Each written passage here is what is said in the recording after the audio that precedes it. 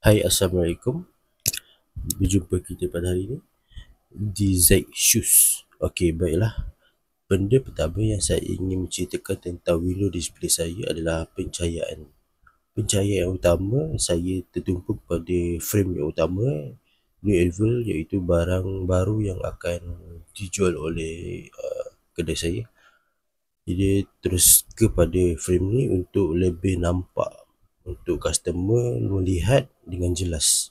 And then yang kedua, frame promotion 25% dan ada QR. QR ni untuk pelanggan scan lah, untuk mendapat lebih maklumat yang lanjut lah, untuk mengetahui barang-barang apa yang ada promosi di kedai saya.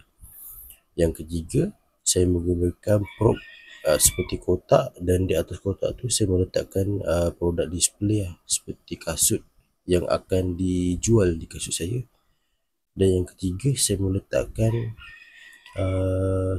sebuah pokok yang berdaun-daun ni untuk menampakkan lebih naik warnanya di dalam display saya. Okey, sekian, terima kasih. Okey, seterusnya saya nak menceritakan how about the window cleaner and maintenance. Okey, install saya akan buat dalam masa sebulan sekali, yang mana sebulan sekali lah. Okey, seterusnya saya akan buat cleaner and maintenance. Maintenance ni saya buat dalam masa mingguan, sebab untuk memastikan permukaan kita window display tu macam kita pakai kaca kan, dia dapat bersih lah. And then pencahayaan tu kita akan check, kita buat maintenance supaya dia tak ada masalah lah semasa kita nak displaykan barang, agar dia terang dan memeriahkan window display kedai saya.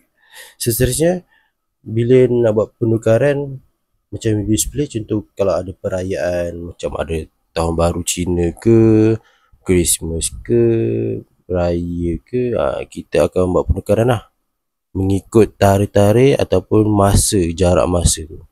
Contoh kalau raya tu nak ke Christmas tu kan lama kan, so dalam 2-3 bulan kita tukar, and then kita pun akan membuat pertukaran mengikut kalau ada promotion yang kita orang buat lah. Macam barang-barang yang lain kita buat promotion, lepas tu minggu depannya pula barang lain pula yang buat promotion, so kita tukarlah display tu. Okey, habis untuk question 4, and then seterusnya kita pergi ke question 5, iaitu budget visualization.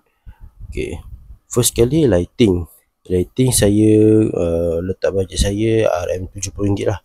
Saya menggunakan lampu LED, ia lebih jimat dan memang berkualiti lah lampu LED ni untuk kedai saya. And then seterusnya prop ni macam bunga, pokok pula, daun-daun pokok yang ni, lepas tu macam kotak, itu saya melabur duit sebanyak RM100. Dan seterusnya frame macam ni, saya melaburkan sebanyak RM200. Sebab benda tu benda yang berkualiti, benda tu akan sentiasa digunakan dan hanya menukar poster yang dalam ni saja. Benda ni kita akan sentiasa gunalah, dia ada kebaikan lah untuk kedai saya.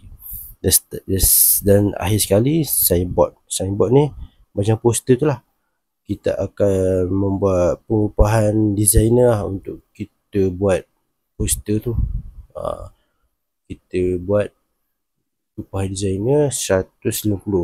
Sebab apa kita upah designer? Sebab kita nak nampakkan ia lebih menarik, untuk menarik pelanggan datang ke kedai kita. Sebab apa? Produk window display ni macam kita nak tarik perhatian pelanggan kita lah. Okey, sekian, terima kasih daripada saya.